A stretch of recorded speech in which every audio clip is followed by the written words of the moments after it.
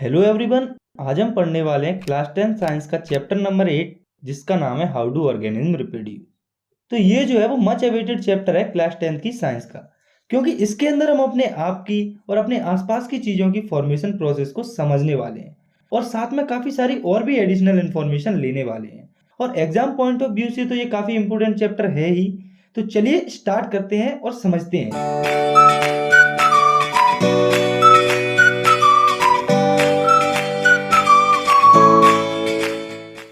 तो सबसे पहले हम ये समझते हैं कि ये रिप्रोडक्शन क्या होता है। तो the biological process in which organism produce new organism of their own kind. मतलब कि ये ऐसी बायोलॉजिकल प्रोसेस होती है जिसमें ऑर्गेनिज्म अपने जैसे न्यू ऑर्गेनिज्म को प्रोड्यूस करता है। लेकिन ये जो रिप्रोडक्शन होता है वो एक इसेंशियल लाइफ प्रोसेस नहीं होती, न्यूट्रिशन, रेस्पायरेशन और ट्रांसपोर्टेशन के जैसी। लेकिन ये फिर भी काफ़ी ज़्यादा इम्पोर्टेंट होती है। तो आइए अब हम ये जानते हैं कि ये जो रिप्रोडक्शन होता है वो क्यों इतना इम्पोर्टेंट होता है। तो रिप्रोडक्शन जो है वो स्पीसीज के कंटिन्यूएशन के लिए काफ़ी इम्पोर्टेंट होता है। कोई भी ऑर्गेनिज्म हो, चाहे वो यूनिसेलुलर हो या मल्टीसेलुलर हो, वो ये चाहता है कि उसकी स्पीसीज लॉन्ग टाइम तक इस अर्थ पर सर्वाइव करे और इसी सर्वाइवल के कंटिन्यूएशन के लिए रिप्रोडक्शन काफ़ी इम्पोर्टेंट होता है। तो अब सवाल हमारे माइंड में ये आता है कि जो ऑर्गेनिज्म होते हैं क्या वो रिप्रोडक्शन की प्रोड्यूस में अपने आप की एग्जैक्ट कॉपीज प्रोड्यूस करते हैं। आइए इसके बारे में जानते हैं। तो होता क्या है, जब भी रिप्रोडक्शन होता है तब हमारे सेल के अंदर जो डीएनए होता है उसका रेप्लिकेशन होता है और उसकी कॉपीज बनती हैं। और डीएनए कॉपिंग में एडिशनल सेलुलर अपरेटस भी क्रिएट होते हैं, यानी कि सेल के कुछ और पार्ट्स भी इस प्रोसेस में पार्ट लेते हैं। तो जब भी डीएनए की कॉपिंग की प्रोसेस होती है तो उसमें कुछ ना कुछ थोड़ा बहुत वेरिएशन यानी कि चेंज हमें देखने को मिलता है। तो हम यहाँ से लिख सकते हैं, during reproduction DNA copies generated will be similar but may not be identical to the original. मतलब कि रिप्रोडक्शन में जो डीएनए कॉपी होती है वो सिमिलर होती है पर बिल्कुल आइडेंटिकल यानी कि बिल्कुल एक जैसी नहीं होती। और ये जो डीएनए कॉपिंग के टाइम पर वेरिएशन होता है वो बेसिस होता है इवोल्यूशन का। तो अब हम देखते हैं कि वेरिएशन क्यों जरूरी होता है। तो अभी मैंने आपको बताया कि ये जो वेरिएशन होता है वो काफी इंपॉर्टेंट होता है इवोल्यूशन के लिए। इसे आप ऐसे समझिए कि मान लो कि कोई रिप्रोड्यूसिंग ऑर्गेनिज्म की पर्टिकुलर पॉपुलेशन सूटेड है किसी पर्टिकुलर प्लेस पर रहने के लिए, और अगर उस पर्टिकुलर निच पर कोई ड्रास्टिक चेंज आता है जैसे कि वाटर लेवल में चेंज, टेम्परेचर में चेंज, तो उस चेंज के कारण पूरी की पूरी जो पॉपुलेशन है वो वाइप्ड आउट हो जाएगी यानी कि खत्म हो जाएगी। और अगर उस पर्टिकुलर पॉपुलेशन में कुछ वेरिएशन होंगे तो उस पॉपुलेशन के सर्वाइव करने के कुछ चांसेस होंगे। तो यहाँ से हम कह सकते हैं कि जो वेरिएशन होता है वो यूजफुल होता है किसी भी स्पीसीज के लॉन्ग टर्म सर्वाइवल के लिए।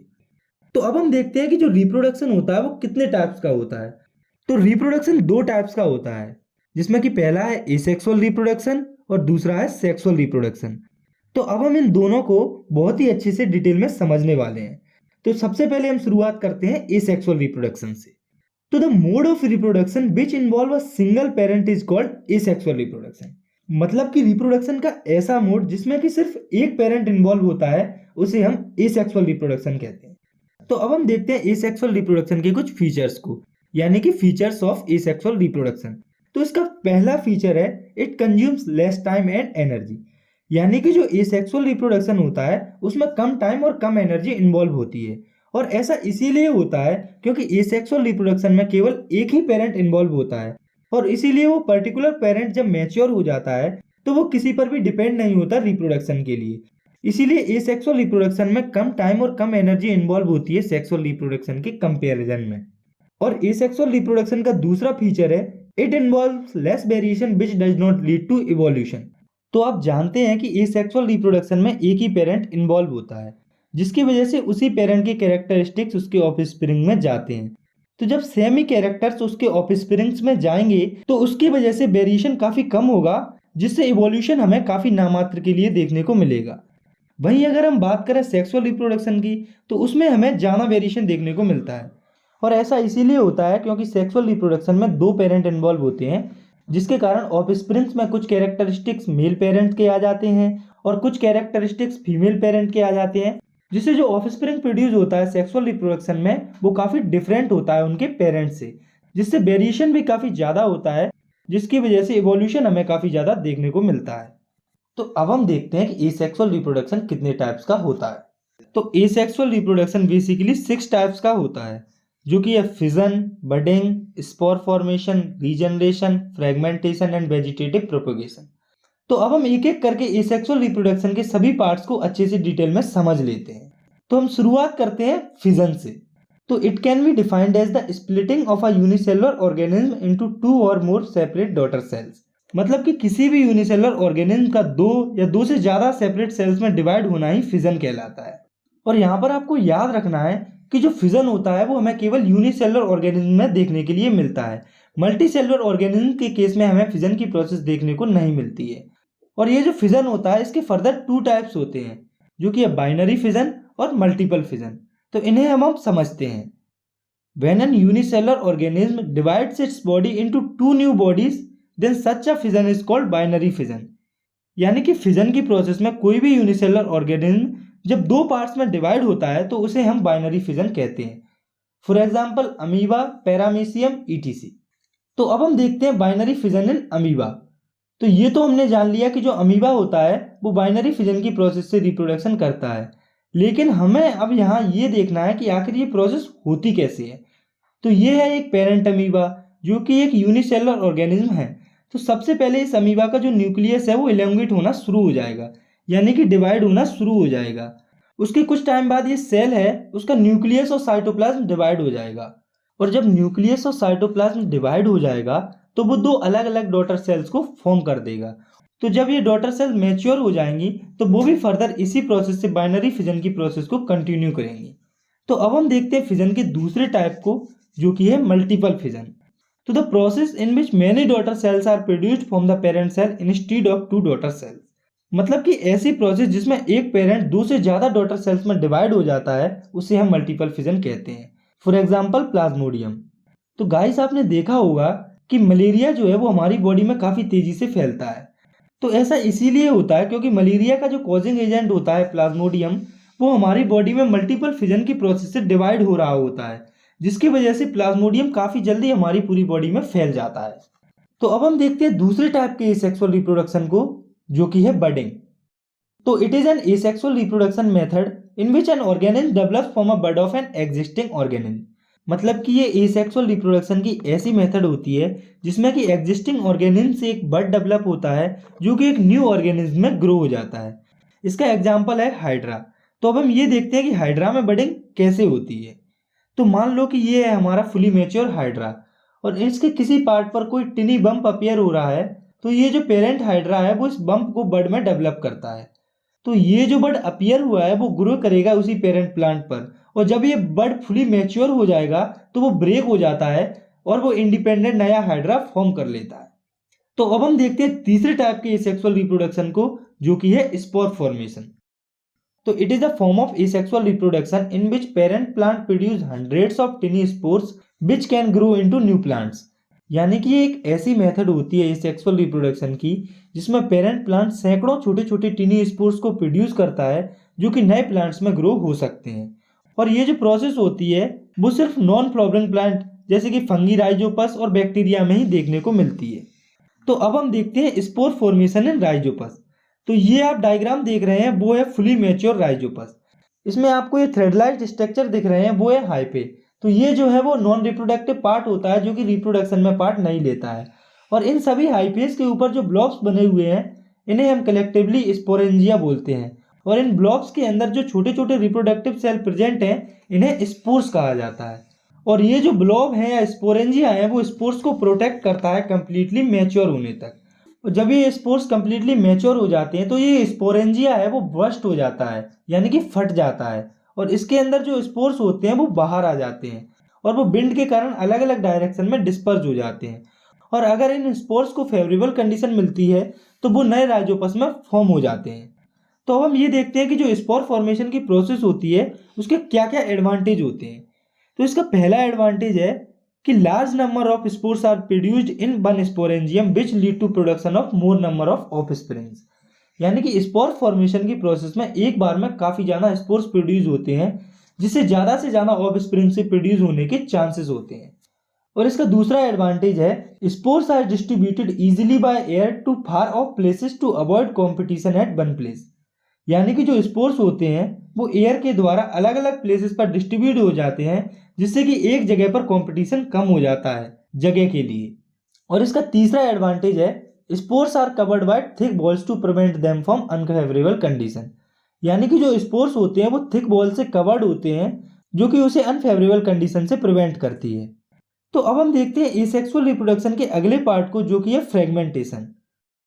तो it is the form of asexual reproduction in which an organism breaks down into several fragments.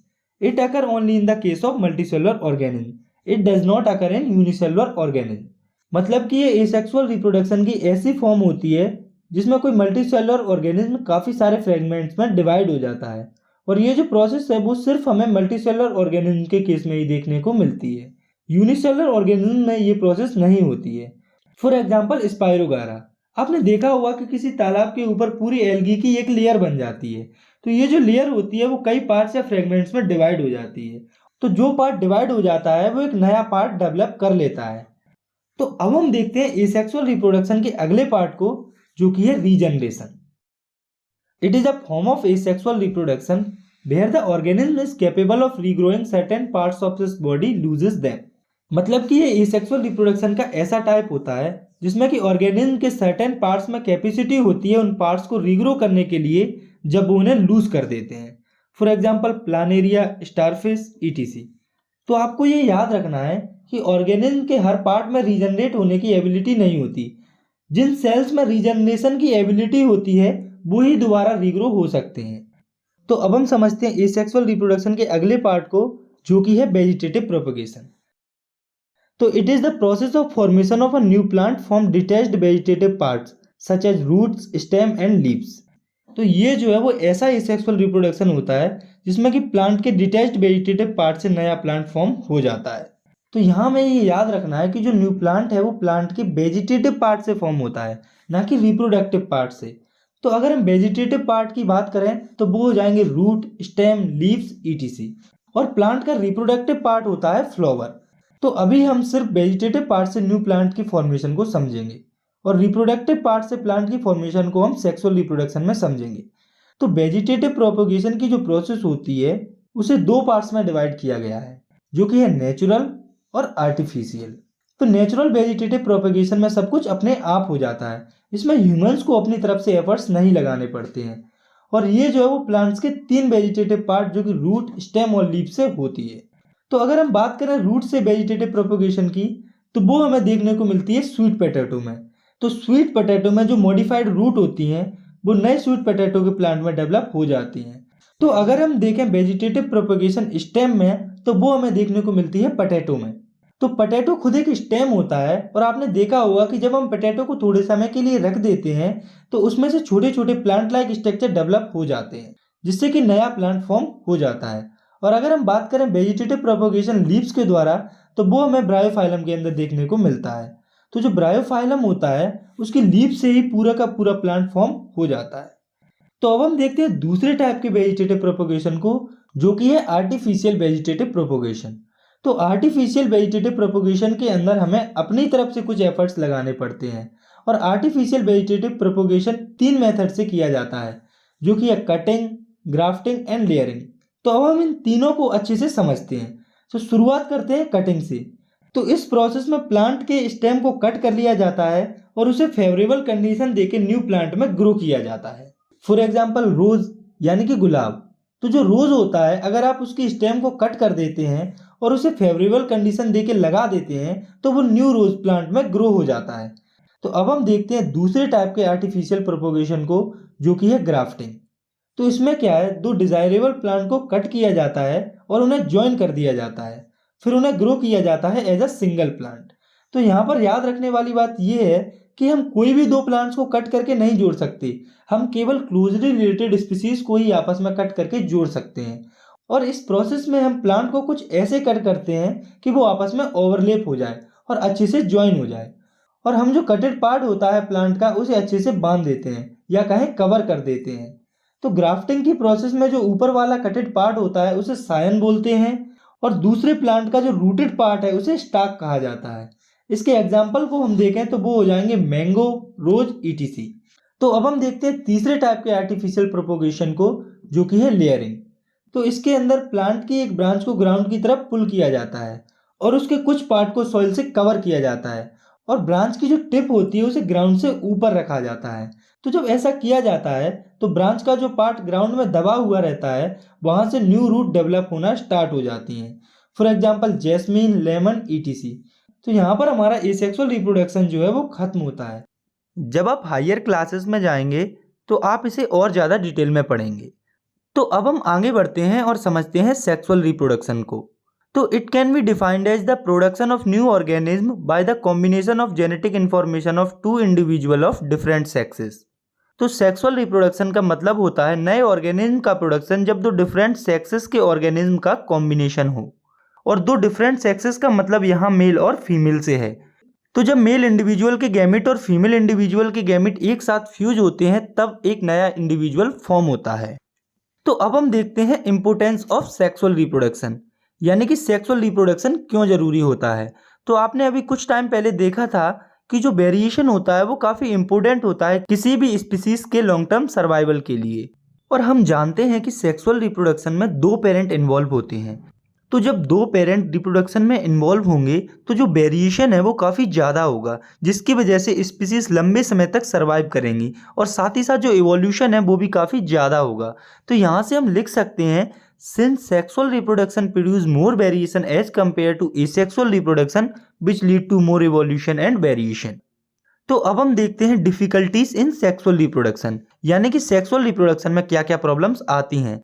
तो जैसा कि हम जानते हैं कि रिप्रोडक्शन की प्रोसेस में डीएनए की कॉपी बनती है, लेकिन मेजर प्रॉब्लम यहाँ ये आती है कि सेक्सुअल रिप्रोडक्शन में दो पेरेंट इन्वॉल्व होते हैं और जब दोनों पेरेंट का डीएनए कॉपी होगा तो डीएनए डबल हो जाएगा। तो इस प्रोसेस को ओवरकम करने के लिए ऑर्गेनिज्म के पास स्पेशलाइज्ड सेल्स होते हैं जिन्हें जर्म सेल्स कहा जाता है। तो जो जर्म सेल होते हैं उन्हें सेक्स सेल्स, गैमेट्स या रिप्रोडक्टिव सेल्स भी कहा जाता है। तो अगर कहीं पर भी आपको इन चारों टर्म्स में से कोई भी टर्म सुनने को मिलता है तो आपको ये याद रखना है कि यहाँ पर जर्म सेल्स की ही बात हो रही है। तो इन जर्म सेल के अंदर हाफ क्रोमोसोम यानी कि हाफ डीएनए होता है। तो जब दो ऑर्गेनिज्म के जर्म सेल्स आपस में मिलते हैं तो दोनों के आधे आधे क्रोमोसोम्स फ्यूज हो जाते हैं और एक नया इंडिविजुअल फॉर्म हो जाता है। तो आपको यहाँ ये याद रखना है कि जो फीमेल जर्म सेल होता है वो साइज में थोड़ा बड़ा होता है और उसमें फूड स्टोर होता है, और वहीं पर जो मेल जर्म सेल होते हैं वो मोटाइल होते हैं, यानी कि वे मूव कर सकते हैं और साइज में काफ़ी छोटे होते हैं। तो अब हम देखते हैं सेक्सुअल रिप्रोडक्शन के एक इम्पोर्टेंट इवेंट को, जो कि है fertilisation. The process in which male gamete and female gamete fuse together to form a cell called zygote is called fertilisation. यानी कि ऐसी प्रोसेस जिसमें मेल और फीमेल के गैमेट एक साथ फ्यूज होते हैं और जाइगोट फॉर्म करते हैं, तो उस प्रोसेस को हम फर्टिलाइजेशन कहते हैं। इसे हम आगे और भी अच्छी तरह से डिटेल में समझेंगे। फिलहाल हम समझते हैं sexual reproduction in flowering plant. तो इसे हम समझेंगे हिबिस्कस के प्लांट के थ्रू। तो ये है हमारा हिबिस्कस का फ्लावर। तो किसी भी फ्लावर में चार पार्ट होते हैं, जो कि है सेपल, पेटल, स्टेमन और पिस्टिल। तो जो स्टेमन और पिस्टिल होता है वो फ्लावर का रिप्रोडक्टिव पार्ट होते हैं, क्योंकि इनके अंदर ही जर्म सेल्स पाए जाते हैं। तो इन रिप्रोडक्टिव पार्ट्स के बेसिस पर फ्लावर को दो टाइप्स में डिवाइड किया गया है, जो कि है यूनिसेक्सुअल फ्लावर और बाइसेक्सुअल फ्लावर। तो अगर किसी फ्लावर में कोई एक भी रिप्रोडक्टिव पार्ट होता है, स्टेमन या पिस्टिल, तो ऐसे फ्लावर को हम यूनिसेक्सुअल फ्लावर कहते हैं। For example papaya and watermelon. और अगर किसी फ्लावर में दोनों रिप्रोडक्टिव पार्ट होते हैं, स्टेमन और पिस्टिल, तो ऐसे फ्लावर को हम बाइसेक्सुअल फ्लावर कहते हैं। For example hibiscus and mustard. तो चलिए अब हम आगे बढ़ते हैं। तो हमने ये तो जान लिया कि स्टेमन और पिस्टिल फ्लावर के रिप्रोडक्टिव पार्ट होते हैं। तो अब हमें देखना ये है कि कौन सा पार्ट मेल रिप्रोडक्टिव पार्ट होता है और कौन सा पार्ट फीमेल रिप्रोडक्टिव पार्ट होता है। तो जो स्टेमन होता है वो मेल रिप्रोडक्टिव पार्ट होता है, जो कि पोलन ग्रेन्स को रिलीज करता है, जो कि येलोइश होते हैं कलर में। आपने देखा होगा कि हमारे हाथ हल्के पीले हो जाते हैं जब हम प्लांट्स के स्टेमन को टच करते हैं। और इस स्टेमन के फर्दर टू पार्ट्स होते हैं, जो कि है एंथर और फिलामेंट। और जो पिस्टिल होता है वो फीमेल रिप्रोडक्टिव पार्ट होता है फ्लावर का, जो कि फ्लावर के सेंटर पर प्रेजेंट होता है। और इस पिस्टिल के भी फर्दर तीन पार्ट होते हैं, जो कि है स्टिग्मा, स्टाइल और ओवरी। तो अब आप इस पिक्चर को देखिए, ये है फीमेल रिप्रोडक्टिव पार्ट, जो कि है पिस्टिल। तो रिप्रोडक्शन की प्रोसेस में जो पोलन ग्रेन्स होते हैं वो एंथर से स्टिग्मा पर आ जाते हैं और एंथर से स्टिग्मा पर पोलन ग्रेन्स के आने की जो प्रोसेस होती है उसे हम पोलिनेशन कहते हैं। तो हम लिख सकते हैं the transfer of pollen grains from anther to the stigma of a flower is called pollination. और ये जो पोलिनेशन होता है वो फर्दर 2 टाइप्स का होता है, जो कि है सेल्फ पोलिनेशन और क्रॉस पोलिनेशन। तो जब सेम फ्लावर के एंथर के पोलन ग्रेन्स जब उसी सेम फ्लावर के स्टिग्मा पर अटैच हो जाते हैं तो उस पोलिनेशन को हम सेल्फ पोलिनेशन कहते हैं। और जब किसी दूसरे फ्लावर के पोलन ग्रेन्स किसी दूसरे फ्लावर की स्टिग्मा पर डिपॉजिट होते हैं तो ऐसे पोलिनेशन को हम क्रॉस पोलिनेशन कहते हैं। और यहाँ पर आपको ये याद रखना है कि सेल्फ पोलिनेशन केवल बाइसेक्सुअल फ्लावर में ही देखने को मिल सकता है, जबकि क्रॉस पोलिनेशन यूनिसेक्सुअल और बाइसेक्सुअल दोनों फ्लावर में देखने को मिल सकता है। तो अब सवाल हमारे माइंड में ये आता है कि ये जो पोलन ग्रेन्स होते हैं क्या ये अपने आप स्टिग्मा तक पहुंच जाते हैं? तो ऐसा नहीं है। ये पोलन ग्रेन्स कुछ एजेंट के द्वारा ट्रांसफर होते हैं, जैसे कि विंड, वाटर एंड एनिमल्स। तो अब हमें ये देखना है कि जब पोलन ग्रेन्स किसी एजेंट के द्वारा स्टिग्मा पर पहुंच जाते हैं तब उसका क्या होता है। तो इसके लिए हमें उसी पिक्चर को दोबारा ध्यान से देखना होगा। तो मान लो कि ये पोलन ग्रेन्स इस फीमेल रिप्रोडक्टिव पार्ट के ऊपर आ गए हैं। तो जब पोलन ग्रेन्स सुटेबल स्टिग्मा पर आ जाते हैं तो उन्हें जर्म सेल तक पहुंचना होता है, जो कि ओवरी में लोकेटेड रहते हैं। तो इस पोलन ग्रेन को ओवरी को रीच करने के लिए इस पोलन ट्यूब से पास होना होता है, जिसे कि स्टाइल कहा जाता है। तो जब पोलन ग्रेन्स ओवरी में पहुंच जाते हैं तो वो ओवरी के सेल के साथ फ्यूज होकर जाइगोट फॉर्म कर लेते हैं और फर्टिलाइजेशन की प्रोसेस हो जाती है।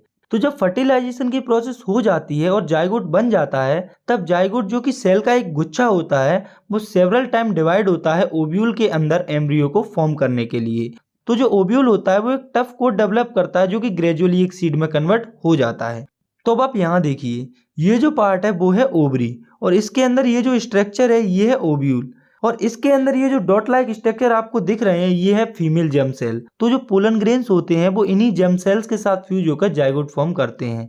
तो जब फर्टिलाइजेशन हो जाता है तो इस ओव्यूल के ऊपर एक थिक टफ कोट फॉर्म हो जाती है, जो कि ग्रेजुअली एक सीड में कन्वर्ट हो जाता है। और जो ओवरी होती है वो काफी जल्दी ग्रो होती है और फ्रूट को फॉर्म करती है। इसका एग्जाम्पल हो सकता है गुआवा का फ्रूट। और जब तक ये सब कुछ होता है तब तक फ्लावर के और पार्ट जैसे कि पेटल, सेपल, स्टेमन, स्टाइल और स्टिग्मा सिकुड़ जाते हैं और गिर जाते हैं। तो जो सीड होता है उसमें फ्यूचर प्लांट होता है और अगर उसे अप्रोप्रिएट यानी कि सही कंडीशन मिलती है तो वो भी एक नए प्लांट में फॉर्म हो जाता है और इस प्रोसेस को हम जर्मिनेशन कहते हैं। तो हमने यहाँ पर ये देखा कि फ्लावर के रिप्रोडक्टिव पार्ट कैसे काम करते हैं, लेकिन हमें अभी फ्लावर के 2 और पार्ट्स को समझना है, जो कि है सेपल और पेटल। तो जो सेपल होता है वो प्रोटेक्ट करता है फ्लावर को उसकी इनिशियल स्टेज में, यानी कि जब फ्लावर ग्रो होना स्टार्ट ही हो रहा होता है तो सेपल उसे प्रोटेक्ट करता है।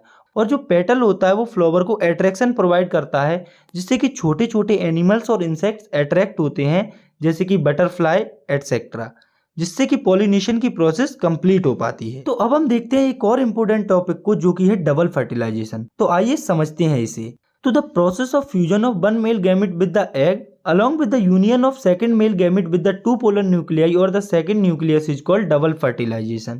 तो जब एक मेल गैमेट का फ्यूजन होता है एग के साथ, उसी के साथ दूसरे मेल गैमेट का फ्यूजन होता है 2 पोलर न्यूक्लियाई के साथ, तो इस तरह के फर्टिलाइजेशन को हम डबल फर्टिलाइजेशन कहते हैं। तो अब आप इसे इस डायग्राम की हेल्प से समझिए। तो ये है ओवरी, जिसके अंदर रिलीज हुए पोलन ग्रेन्स या जर्म सेल्स आ चुके हैं और ये आपको 2 डॉट लाइक स्ट्रक्चर दिख रहे हैं, ये है पोलर न्यूक्लियाई।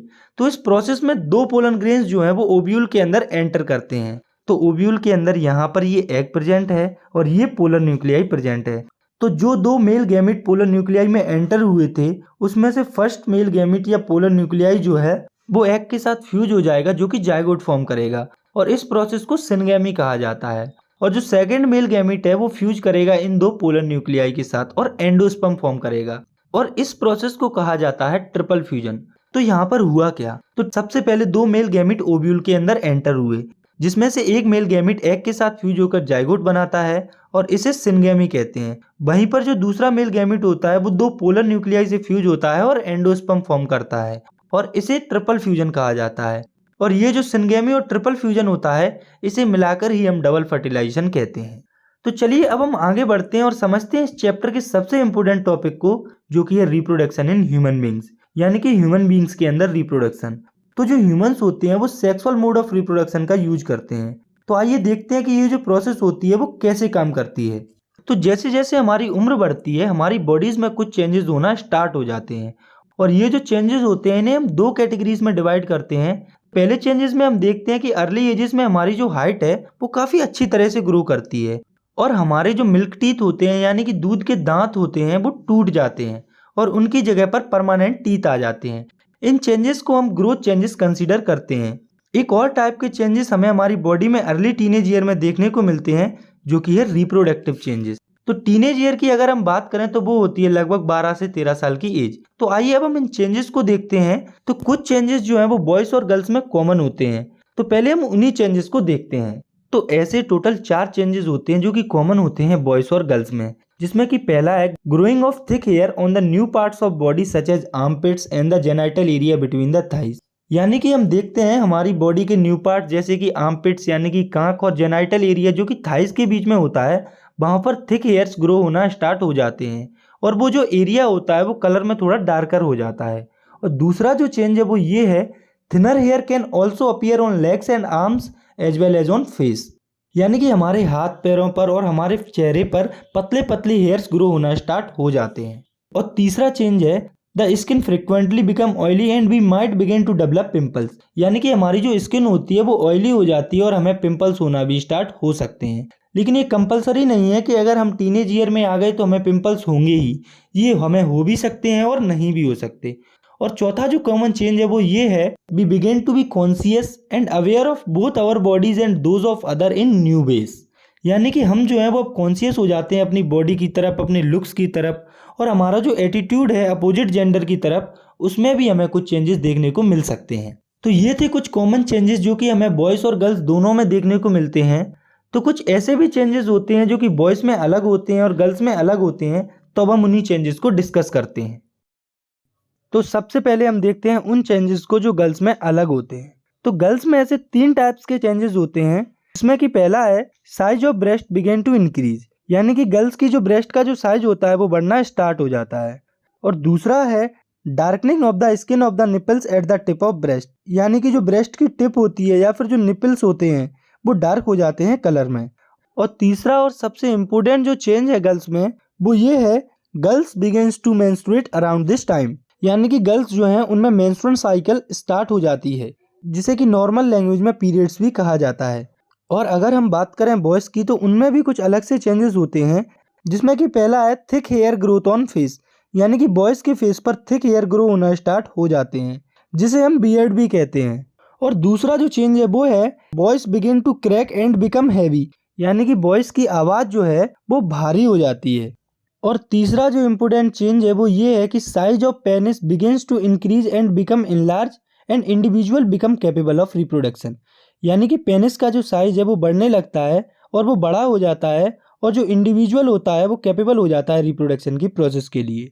तो ये चेंजेस आपने जो देखे जो कि बॉयज़ और गर्ल्स दोनों में हो रहे थे, इनके 3 फीचर्स होते हैं, जिसमें कि पहला है all these changes take place slowly. यानी कि ये सभी चेंजेस जो अभी आपने पढ़े हैं वो काफ़ी स्लोली होते हैं। जैसे कि जब हमें दाढ़ी आना स्टार्ट होती है तो क्या पूरी दाढ़ी एक दिन में ही आ जाती है, या फिर जब हमारा पेनिस इनलार्ज होना शुरू करता है तो क्या वो एक दिन में ही बड़ा हो जाता है? तो ऐसा नहीं होता है, ये प्रोसेस स्लोली होती है।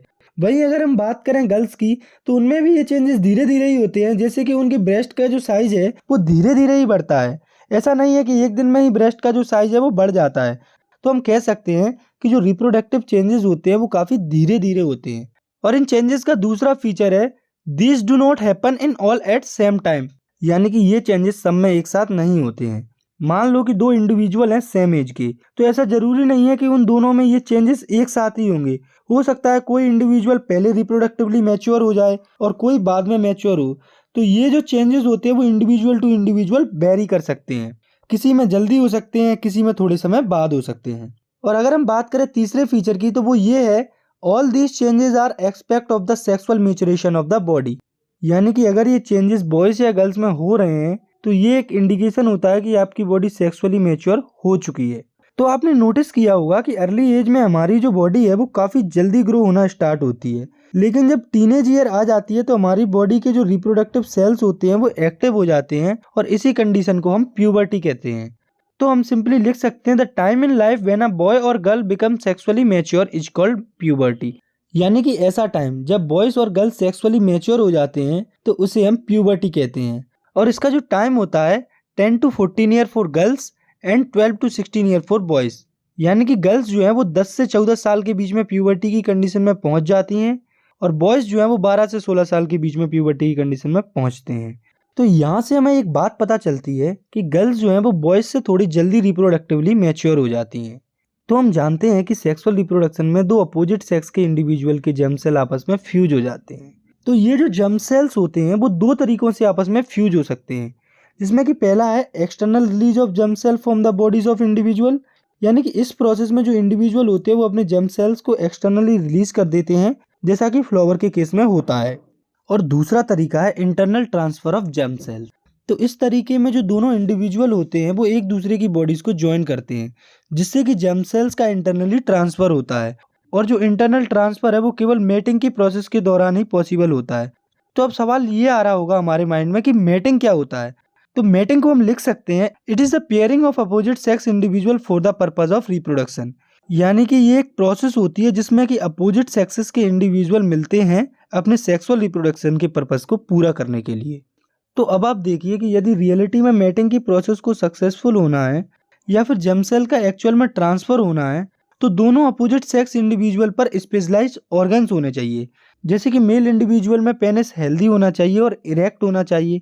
वहीं पर अगर हम बात करें फीमेल इंडिविजुअल की, तो जैसे कि मेमल्स होते हैं उनका बेबी मदर के बॉडी में रहता है लंबे समय तक और बेबी के बॉर्न होने के बाद भी उसे मिल्क फीड कराना पड़ता है।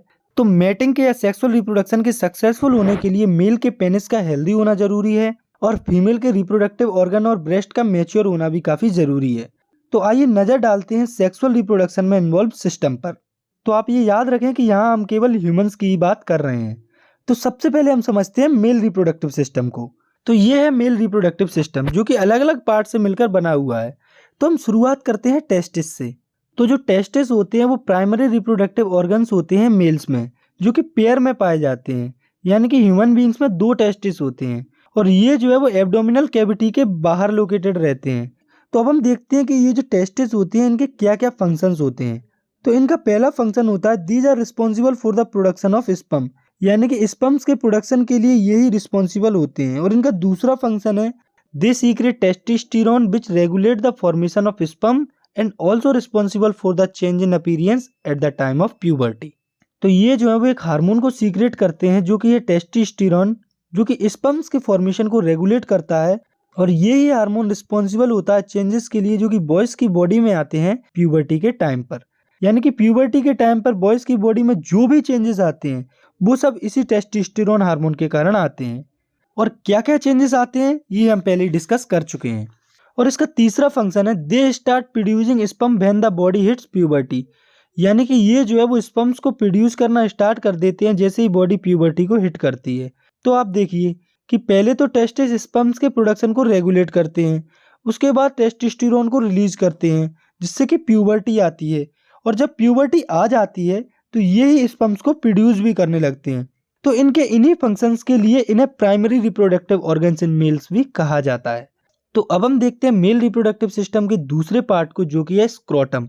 तो जो स्क्रोटम और टेस्टिस होती हैं वो आपस में लिंक्ड होते हैं। जो टेस्टिस होती हैं वो एक ब्राउन सैक में लाई करते हैं जिसे कि स्क्रोटम कहा जाता है और ये जो है वो एब्डोमिनल कैविटी के बाहर लोकेटेड रहता है। और ये टेस्टिस और स्क्रोटम एब्डोमिनल कैविटी के बाहर इसीलिए लोकेटेड रहते हैं क्योंकि स्पर्म प्रोडक्शन के लिए हमारी बॉडी टेम्परेचर से लोअर टेम्परेचर की जरूरत पड़ती है जो कि स्क्रोटम उन्हें प्रोवाइड करता है। इसके बाद मेल रिप्रोडक्टिव सिस्टम का अगला पार्ट है बास डिफरेंस। तो जो स्पर्म टेस्टिस में प्रोड्यूस होते हैं वो बास डिफरेंस के द्वारा ही यूरेथ्रा तक कैरी किए जाते हैं और ये जो है वो एक लॉन्ग डक्ट होता है, इसीलिए इसे स्पर्म डक्ट या डक्ट डिफरेंस भी कहा जाता है। इसके बाद है यूरेथ्रा। तो ये जो है वो कॉमन पैसेज होता है यूरिन और स्पर्म्स के लिए। तो यूरिन और स्पर्म इसी कॉमन पैसेज से पास होते हैं। मुझे ऐसा लगता है कि हमसे यहाँ कुछ छूट गया है। तो अब आप सोचिए कि हमसे क्या छूट गया है, या फिर रहने दीजिए मैं ही बता देता हूँ कि हमसे छूट गया है प्रोस्टेट ग्लैंड या सेमिनल वेसिकल। तो आइए देखते हैं क्या होता है ये। तो ये जो है वो एक मिल्की फ्लूइड सीक्रेट करते हैं जो कि स्पर्म्स की मोबिलिटी को बढ़ाते हैं, यानी कि उन्हें मूव करने में हेल्प करते हैं। और ये स्पर्म्स को नरिशमेंट भी प्रोवाइड करते हैं। और जब स्पर्म्स इस मिल्की फ्लूइड में मिक्स हो जाता है तो उस मिक्सचर को हम सीमन कहते हैं। तो अब हम ये देखते हैं कि हम इतने टाइम से स्पर्म्स की बात कर रहे हैं कि आखिर ये स्पर्म दिखता कैसा है। तो स्पर्म जो है वो कुछ ऐसा दिखता है। इसके आगे वाले पार्ट को हम हेड कहते हैं और ये वाला जो मिडिल वाला पार्ट है इसे मिडिल पीस कहा जाता है और इसके लास्ट वाले पार्ट को टेल कहा जाता है। तो अब हम एक बार दोबारा से मेल रिप्रोडक्टिव सिस्टम को अच्छे से देख लेते हैं। तो सबसे पहले ये है टेस्टिस। तो इनमें जो है वो स्पर्म का प्रोडक्शन होता है और ये है ब्राउन सैक स्क्रोटम जो कि लोअर टेम्परेचर प्रोवाइड करवाता है स्पर्म की फॉर्मेशन के लिए। और जब स्पर्म मैच्योर हो जाता है तो वो एपिडाइडिमिस के थ्रू बास्ट डिफरेंस में पहुंच जाता है। तो शायद ये मैंने आपको पहले नहीं बताया था, तो आपको ये याद रखना है कि स्पर्म मैच्योर होने के बाद एपिडाइडिमिस के थ्रू ही बास्ट डिफरेंस में पहुंचते हैं और जब स्पर्म्स बास्ट डिफरेंस में पहुंच जाते हैं उसके बाद बास्ट डिफरेंस उन्हें यूरेथ्रा तक ले जाती है। यूरेथ्रा जो कि एक कॉमन पैसेज होता है यूरिन और स्पर्म्स के लिए। तो यहाँ पर आपको एक इम्पोर्टेंट बात याद रखनी है, वो ये है कि the sperms and urine can not discharge together, यानी कि जो यूरिन और स्पर्म्स होते हैं वो कभी एक साथ डिस्चार्ज नहीं हो सकते। यदि यूरिन डिस्चार्ज हो रही है तब स्पर्म डिस्चार्ज नहीं हो सकता और अगर स्पर्म डिस्चार्ज हो रहे हैं तब यूरिन डिस्चार्ज नहीं हो सकती। तो अब हम बात करते हैं फीमेल रिप्रोडक्टिव सिस्टम की। तो फीमेल रिप्रोडक्टिव सिस्टम कुछ ऐसा दिखता है और इसमें ये जो आपको ओवल शेप्ड स्ट्रक्चर दिख रही है वो है ओवरी जो कि पेयर में प्रेजेंट होती है और ये जो स्ट्रक्चर आपको दिख रही है ये है फेलोपियन ट्यूब जिसे कि ओविडक्ट भी कहा जाता है और ये है यूटेरस। इसके बाद जो स्ट्रक्चर है वो है सर्विक्स और ये है वेजाइना। तो इनके फंक्शंस को समझने के लिए हमें ये समझना है कि एक्चुअली रिप्रोडक्शन की प्रोसेस में होता क्या है और जब आप उस प्रोसेस को समझ लेंगे तो आपको इन सभी के फंक्शंस अपने आप समझ में आ जाएंगे। तो सबसे पहले when mating occurs vagina receives sperm cells. तो जब मैटिंग यानी कि सेक्स होता है तो जो फीमेल्स की वेजाइना होती है वो स्पर्म सेल्स को रिसीव करती है। तो हमें यहाँ से वेजाइना का फंक्शन भी पता चलता है जो कि है स्पर्म सेल्स को रिसीव करना मैटिंग की प्रोसेस में। जब स्पर्म्स वेजाइना में आ जाते हैं तब sperms are carried through the cervix and then enter the uterus, यानी कि स्पर्म जो है वो सर्विक्स के थ्रू यूटेरस में एंटर कर जाते हैं। और जब स्पर्म्स यूटेरस में एंटर कर जाते हैं तो जो ओवरीज होती हैं फीमेल्स की उनमें काफ़ी सारे इमेच्योर एग प्रेजेंट होते हैं और जब बॉडी प्यूबर्टी को हिट करती है तो ये एग मैच्योर होना स्टार्ट हो जाते हैं और हर एक ओवरी अल्टरनेटिवली हर एक महीने में एक एक एग को रिलीज करती है और ओवरी जो एग को रिलीज करती है उसे female gamete, female germ cell या ओवम भी कहा जाता है और ये जो ओवम या फीमेल गैमीट होती है वो ओविडक्ट में रिलीज होती है। तो अब जो एग है वो ओविडक्ट में आ चुका है। तो अब हम बात करते हैं स्पर्म्स की। तो जब भी मैटिंग होती है तो उस प्रोसेस में मिलियंस ऑफ स्पर्म्स एंटर करते हैं वेजाइना में। तो जो मिलियंस ऑफ स्पर्म्स एंटर करते हैं उनमें से ज़्यादातर जो स्पर्म सेल्स होते हैं वो मर जाते हैं। तो हमने अभी देखा था कि कुछ स्पर्म सेल सर्विक्स के थ्रू यूटेरस में पहुंच चुके हैं। तो जो स्पर्म्स होते हैं वो यूटेरस से पास होकर फेलोपियन ट्यूब में एंटर करते हैं। तो यहाँ भी एक गौर करने वाली बात है कि जो स्पर्म्स यूटेरस में होते हैं उन्हें नहीं पता होता कि किस फेलोपियन ट्यूब में इस मंथ में एग रिलीज हुआ है। तो स्पर्म्स दोनों लेफ्ट और राइट वाली फेलोपियन ट्यूब में एंटर कर जाते हैं। तो जो स्पर्म रॉन्ग फेलोपियन ट्यूब में एंटर कर जाते हैं वो तो वैसे ही डिस्ट्रॉय हो जाते हैं। रॉन्ग से मेरा मतलब है कि उस वाले फेलोपियन ट्यूब में जिसमें कि इस मंथ एग रिलीज नहीं हुआ है। तो कुछ स्पर्म तो ऐसे डीएक्टिवेट हो जाते हैं और कुछ स्पर्म जो है वो उस फेलोपियन ट्यूब की तरफ जाते हैं जिसमें कि एग रिलीज हुआ है। तो अभी भी काफ़ी सारे स्पर्म सेल्स होते हैं जो कि बच जाते हैं। तो इन बचे हुए स्पर्म सेल्स में से ही कोई एक स्पर्म एग से फ्यूज हो जाता है और जाइगोट फॉर्म कर लेता है। और ये जो प्रोसेस है वो कहाँ पर हो रही है? तो ये जो प्रोसेस है वो फेलोपियन ट्यूब के अंदर हो रही है। तो फर्टिलाइजेशन की प्रोसेस में जो जाइगोट बनता है वो डिवाइड होता है एम्ब्रियो को फॉर्म करने के लिए। तो हुआ क्या, सबसे पहले स्पर्म सेल आया, वो फ्यूज हुआ एग के साथ और जाइगोट फॉर्म होता है। उसके बाद जो जाइगोट होता है वो डिवाइड होता है और एम्ब्रियो फॉर्म होता है। तो यहाँ से मेन जो प्रोसेस है वो अब शुरू होती है। तो जब जाइगोट एम्ब्रियो में कन्वर्ट हो जाता है तो जो यूटेरस होता है वो अपने आप को रेडी करता है उस पर्टिकुलर एम्ब्रियो की इम्प्लांटेशन के लिए। इम्प्लांटेशन का मतलब उसको रखने के लिए। तो इसके लिए यूटेरस की जो इनर लाइनिंग होती है वो थिक होने लगती है और वो रिचली सप्लाइडेड हो जाती है ब्लड वेसल से। तो ऐसा होता क्यों है? तो ऐसा होता है डेवलपिंग एम्ब्रियो को नरिशमेंट देने के लिए। तो जब यूटेरस रेडी हो जाता है इम्प्लांटेशन के लिए तो जो एम्ब्रियो होता है वो इम्प्लांट हो जाता है यूटेरस में। तो जैसे ही एम्ब्रियो इम्प्लांट हो जाता है तो एक स्पेशल टिश्यू डेवलप होना स्टार्ट हो जाता है यूटेरस और एम्ब्रियो के बीच में, जिसे कि प्लासेंटा कहा जाता है। और ये जो प्लासेंटा होता है वो एक कनेक्शन होता है एम्ब्रियो और मदर साइड के बीच में। और इसकी जो एम्ब्रियो साइड होती है उसमें विलाई प्रेजेंट होती हैं और जबकि इसकी मदर साइड में ब्लड स्पेसेस पाई जाती हैं। तो जो मदर की साइड में जो ब्लड स्पेसेस होती हैं उनमें ब्लड के थ्रू ऑक्सीजन और ग्लूकोज पहुंचाई जाती है डेवलपिंग फीटस तक। तो ग्लूकोज और ऑक्सीजन डेवलपिंग फीटस तक पहुंचते हैं तो डेवलपिंग फीटस उस ऑक्सीजन और ग्लूकोज को यूज करता है और कार्बन डाइऑक्साइड और यूरिया को as a waste product release करता है। और ये जो वेस्ट मटेरियल होता है वो प्लेसेंटा के थ्रू रिलीज होता है। तो ये तो हमने देख लिया प्लेसेंटा का वर्क।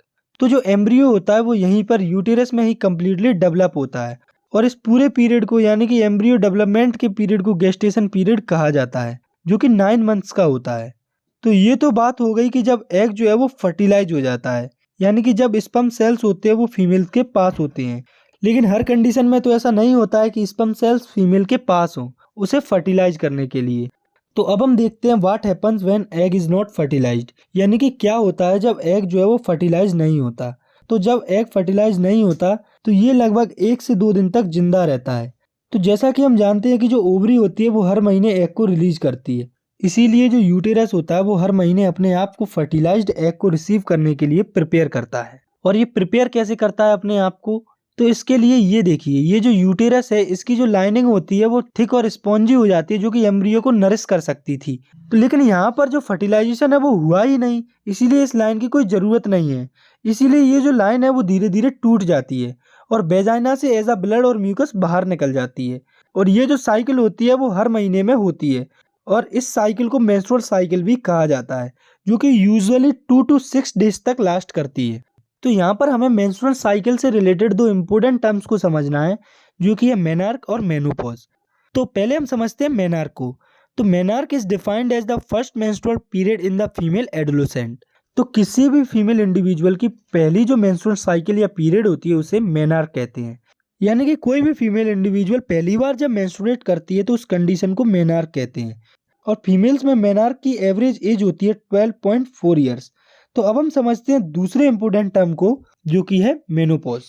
तो it can be defined as the time of life when a women ovary stop producing hormones and egg and menstrual periods stop. यानी कि ये जो है वो एक कंडीशन होती है जब फीमेल की ओवरीज एग और हार्मोन प्रोड्यूस करना बंद कर दे और मेंस्ट्रुअल साइकिल होना परमानेंटली बंद हो जाए। और ये जो है वो यूजुअली 45 to 50 ईयर्स में होता है फीमेल्स में। तो यहाँ इस क्लास में हमें ह्यूमन रिप्रोडक्शन के बारे में सिर्फ इतना ही पढ़ना है, लेकिन मैं आपको बता देता हूँ ये डिटेल हिस्ट्री नहीं है ह्यूमन रिप्रोडक्शन की। तो अगर आप अगली क्लास में बायोलॉजी स्ट्रीम सेलेक्ट करते हैं तो आपको ह्यूमन रिप्रोडक्शन की डिटेल स्टडी करने को मिलेगी। तो अब हम बढ़ते हैं हमारे अगले और इस चैप्टर के लास्ट टॉपिक पर, जो कि है रिप्रोडक्टिव हेल्थ। तो it is a state of complete physical, mental and social well being in all aspect of reproduction. यानी कि ये जो है वो कंप्लीट स्टेट होती है किसी भी इंडिविजुअल की जिसमें वो फिजिकली, मेंटली और सोशली सही और अच्छी सोच रखता है रिप्रोडक्शन के हर एक एक्सपेक्ट में। यानी कि किसी भी इंडिविजुअल पर किसी भी प्रकार का प्रेशर नहीं होना चाहिए, दोनों इंडिविजुअल की सहमति होना चाहिए रिप्रोडक्शन की प्रोसेस के लिए। और हर एक इंडिविजुअल के लिए कुछ इंपॉर्टेंट नॉलेज है जो कि उन्हें होने चाहिए रिप्रोडक्शन के एक्सपेक्ट में। तो उसी नॉलेज को देखते हुए सबसे पहले हम बात करते हैं एसटीडीज की, यानी कि सेक्सुअली ट्रांसमिटेड डिसीज की। तो ये वे डिसीजेज होती हैं जो कि सेक्सुअल इंटरकोर्स के टाइम पर एक इन्फेक्टेड पर्सन से दूसरे पर्सन में ट्रांसमिट हो सकती हैं। तो यहाँ पर हमें इनके 2 टाइप्स के एग्जाम्पल को देखना है, जिसमें कि पहला है बैक्टीरियल एसटीडी और दूसरी है वायरल एसटीडी। तो बैक्टीरियल एसटीडीज में गोनोरिया और सिफिल्स आपके एग्जाम्पल हैं। तो वायरल एसटीडीज में एचआईवी और वार्ड्स आपके एग्जाम्पल हैं। तो यहाँ हमें इनके बारे में बस इतना ही जानना है। तो अब मैं आपको थोड़ी सी एडिशनल इन्फॉर्मेशन देने वाला हूँ जो कि मुझे लगा कि आपको होनी चाहिए। तो अभी आपने एक वायरल डिसीज का नाम सुना था एचआईवी। तो एचआईवी होता है ह्यूमन इम्यूनो डिफिशियंसी वायरस, जो कि एड्स के लिए रिस्पॉन्सिबल होता है। तो एड्स का फुल फॉर्म होता है एक्वायर्ड इम्यूनो डिफिशियंसी सिंड्रोम, जो कि एक बहुत ही खतरनाक डिसीज होती है जिसका कि इलाज अभी पॉसिबल नहीं है। तो अब हम बात करते हैं कॉन्ट्रासेप्शन मेथड की। तो any approach that are used to prevent the conception of unwanted pregnancy refers to contraception. तो कोई भी अप्रोच जो कि अनवांटेड प्रेगनेंसी को रोकने के लिए यूज की जाती है उन्हें हम कॉन्ट्रासेप्शन कहते हैं। तो इसे आप ऐसे समझिए कि मान लो कि कोई कपल है और उसे कुछ टाइम के लिए प्रेगनेंसी को अवॉइड करना है, या फिर उनका पहले कोई चाइल्ड है और अभी कुछ टाइम तक उन्हें प्रेगनेंसी को अवॉइड करना है। तो ऐसी कंडीशन में कॉन्ट्रासेप्शन मेथड काम आती हैं। और ये जो कॉन्ट्रासेप्शन मेथड्स होते हैं इनके भी कुछ टाइप्स होते हैं, जैसे कि बैरियर मेथड्स, केमिकल मेथड और सर्जिकल मेथड। तो पहले हम देखते हैं बैरियर मेथड्स को। तो बैरियर मेथड में किसी भी फिजिकल डिवाइस के द्वारा स्पर्म्स की एंट्री को ब्लॉक किया जाता है फीमेल जेनाइटल ट्रैक्ट में जाने से। For example condoms, diaphragms, cervical cap ETC। तो ये कुछ बैरियर मेथड्स के एग्जाम्पल हैं। इसके बाद है केमिकल मेथड्स। तो इन मेथड्स में बॉडी के हार्मोन्स को केमिकली अल्टर किया जाता है पिल्स की हेल्प से, जो कि फीमेल बॉडी में एग के मैच्योरेशन या फर्टिलाइजेशन को प्रिवेंट करती है। फॉर एग्जाम्पल ओरल्स और वेजाइनल पिल्स। तो होता क्या है, ये जो पिल्स होती हैं वो बॉडी के हार्मोन्स में चेंज कर देती हैं, जिससे वो अनसुटेबल हो जाती हैं एग के फर्टिलाइजेशन के लिए। और ये जो पिल्स होती हैं इनके हमें कुछ साइड इफेक्ट्स भी देखने को मिल सकते हैं। इसके बाद आते हैं IUCDs, जिसका फुल फॉर्म होता है इंट्रा यूटेराइन कॉन्ट्रासेप्टिव डिवाइस। तो इन डिवाइसेस को यूटेरस में इम्प्लांट किया जाता है प्रेगनेंसी को अवॉइड करने के लिए। For example copper T. तो जो कॉपर टी होती है उसे यूटेरस में इम्प्लांट किया जाता है, जो कि स्पर्म्स की मोटिलिटी को रिड्यूस करता है और प्रेगनेंसी को अवॉइड करता है। तो अब हम देखते हैं तीसरे टाइप के कॉन्ट्रासेप्टिव मेथड को, जो कि है सर्जिकल मेथड। तो ये जो मेथड होती है वो सबसे हाईली इफेक्टिव कॉन्ट्रासेप्टिव मेथड होती है, और इसका यूज तब किया जाता है जब कपल्स को जिन्हें रिक्वायर्ड चिल्ड्रन चाहिए थे वो उन्हें मिल चुके हैं और अब उस कपल को फर्दर चिल्ड्रन की जरूरत नहीं है। तो ये जो है वो दो टाइप्स की होती है, जो कि है बेसेक्टोमी और ट्यूबेक्टोमी। तो पहले हम समझते हैं बेसेक्टोमी को। तो बेसेक्टोमी की जो प्रोसेस होती है वो सिर्फ मेल्स में ही होती है, जिसमें कि मेल के वास्ट डिफरेंस को ब्लॉक किया जाता है स्पर्म ट्रांसफर को प्रिवेंट करने के लिए। तो आप जानते हैं कि स्पर्म जो है वो वास्ट डिफरेंस के थ्रू ट्रांसफर होता है। तो बेसेक्टोमी की प्रोसेस में इस वास्ट डिफरेंस को ही ब्लॉक कर दिया जाता है, जिससे कि स्पर्म्स का ट्रांसफर नहीं हो पाता है। और अब हम बात करते हैं ट्यूबेक्टोमी की। तो ये जो प्रोसेस है वो सिर्फ फीमेल्स में ही पॉसिबल होती है। इस प्रोसेस में जो फीमेल्स की फेलोपियन ट्यूब होती है उसे ब्लॉक कर दिया जाता है, जो कि एग के ट्रांसफर को प्रिवेंट करती है। तो मान लीजिए कि अगर कोई कपल है और उन्हें परमानेंटली प्रेगनेंसी को प्रिवेंट करना है, तो इसके लिए या तो मेल बेसेक्टोमी करा ले या फिर फीमेल जो है वो ट्यूबेक्टोमी करा ले।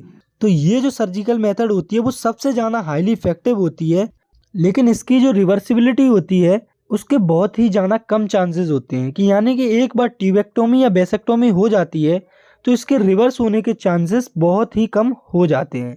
तो अब हम इस चैप्टर के कुछ इंपॉर्टेंट डायग्राम्स की लिस्ट को देख लेते हैं, जो कि आपको प्रिपेयर करने हैं अपने एग्जाम्स के लिए। तो इस चैप्टर में 4 इंपॉर्टेंट डायग्राम है जो कि आपको प्रिपेयर करने हैं, जिसमें कि पहला है फ्लावर का लॉन्गिट्यूडिनल सेक्शन, और दूसरा है पोलन का जर्मिनेशन स्टिग्मा पर, और तीसरा है मेल रिप्रोडक्टिव सिस्टम, और चौथा है फीमेल रिप्रोडक्टिव सिस्टम। तो ये जो चारों डायग्राम है वो आपको अच्छे से प्रिपेयर करने हैं। तो इसी के साथ हमारा ये जो चैप्टर है वो खत्म होता है। आई होप आपको ये वीडियो पसंद आई होगी। अगर आपको ये वीडियो पसंद आई है तो आप इस वीडियो को लाइक कर सकते हैं, और अगर आप चाहें तो इस चैनल को सब्सक्राइब भी कर सकते हैं।